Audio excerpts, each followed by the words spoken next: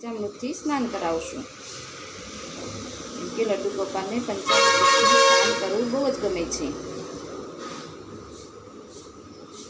હવે આપણે લેશું દહીં. પહેલાં દૂધથી સ્નાન કર્યું, હવે દહીંથી સ્નાન કરશે.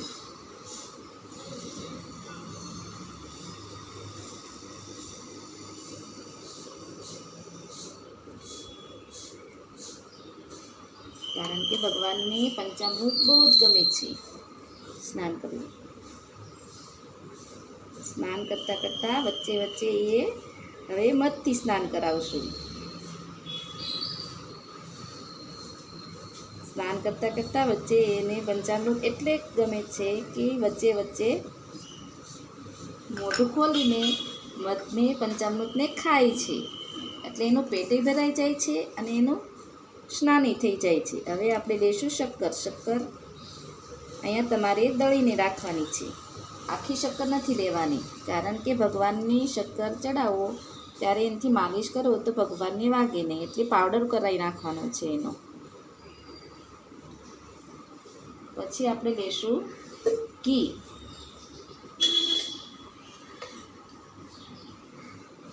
ગાયનું ઘી લેવાનું.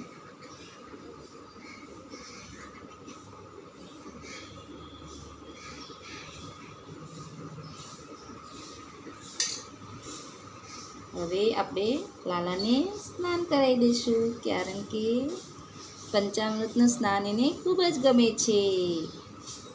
હવે આપણે એને જળથી સ્નાન કરાવશું.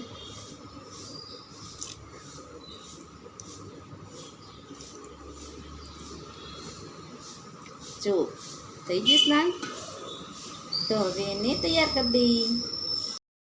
પહેલાં આપણે અહીંયા અત્તરની સેવા કરીશું. આ છે અત્તર.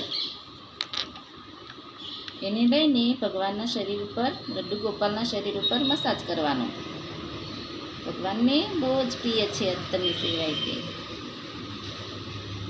તમે જ્યારે મંદિર આગળ આવો, ઘરમાં આવો, ત્યારે એની મહેક આવતી રહે. ભગવાનને પણ એની મહેક આવતી રહે અત્તરની. તો અહીંયા અત્તરની સેવા થઈ ગઈ.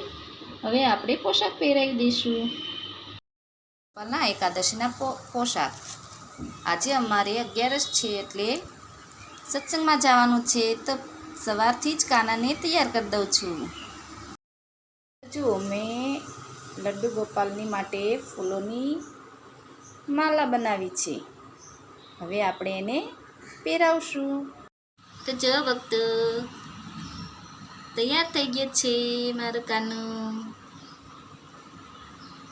ખાટલી વગના પોશાક પહેરી, ટેડોસો પાક પહેરી અને ફૂલોની માલા પહેરી તૈયાર થઈ ગયો છે.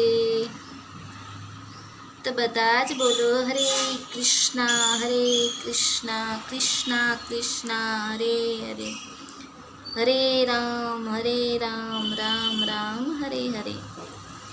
આજે એકાદશી છે, તો બધા જ ભક્તોને મારા કનૈયા તરફથી રાધે રાધે અને હરે કૃષ્ણ.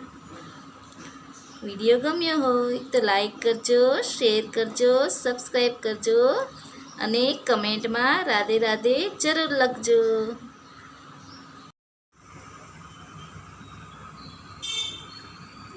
હરે કૃષ્ણ ભક્તો.